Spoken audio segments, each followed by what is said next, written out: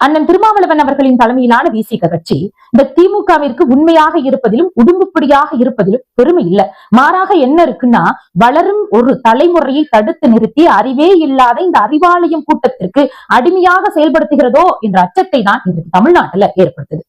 பாஜகவை விமர்சிக்கிறதுல மட்டும் கொம்பு சீவிட்டு வராங்களே, கடந்த 4.25 வருஷமா தமிழகத்தில் இருக்கக்கூடிய பட்டியலின மக்களுக்கு என்ன நன்மை செய்தது இந்த திமுக அரசாங்கம்? இந்த திமுக அரசாங்கத்தால் பட்டியலின மக்கள் பெற்ற லாபம் என்ன? பட்டியலிட்டு சொல்ல முடியுமா இந்த திமுக அரசாங்கத்தால்?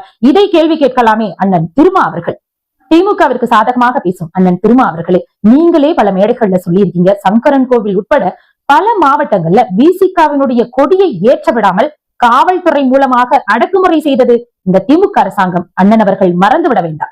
தமிழ்நாட்டுல அநீதியின் உச்சமா நடந்த வேங்கை வயல் பிரச்சனை, அப்படிப்பட்ட பிரச்சனைக்கு அந்த இன மக்களை சந்திச்சு ஆறுதல் சொன்னாரா இந்த தமிழகத்தினுடைய முதலமைச்சர்? இல்லையே.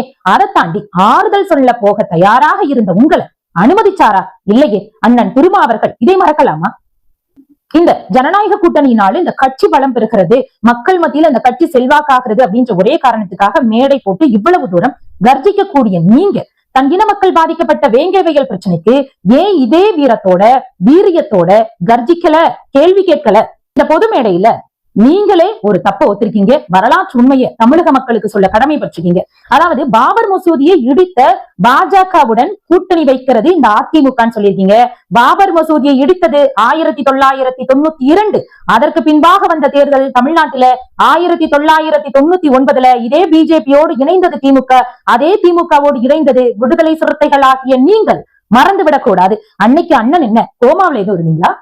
பாஜகவை எப்ப பார்த்தாலும் சிறுபான்மைக்கும் பட்டியலின மக்களுக்கும் எதிரான கட்சியினை தமிழக மக்கள்கிட்ட திருச்சி பொய் பிரச்சாரம் செய்றீங்களே, உங்களுக்கு பட்டியல் போட்டு நான் சொல்ல விரும்புறேன். பாரதிய ஜனதா கட்சியின் முன்னோடி இயக்கமான ஜனசங்கம், இந்த ஜனசங்கத்தினுடைய தமிழகத்தின் முதல் தலைவராக நியமிக்கப்பட்டவர் ஒரு கிறிஸ்தவர் டாக்டர் வி.கே. ஜான் என்பவரைத்தான் இந்த தமிழகத்தில் ஜனசங்கத்தின் தலைவராக நியமித்தது பாஜக.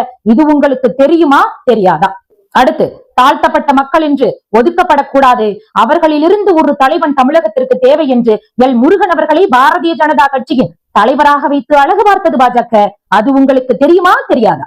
அடுத்து, பட்டியலின சமுதாயத்தை சார்ந்த டாக்டர் பங்காரு லட்சுமணன் அவர்களை பாரதிய ஜனதா கட்சியின் அகில இந்திய தலைவராக அறிவித்தது பாஜக. அதுவும் உங்களுக்கு தெரியுமா தெரியாதா?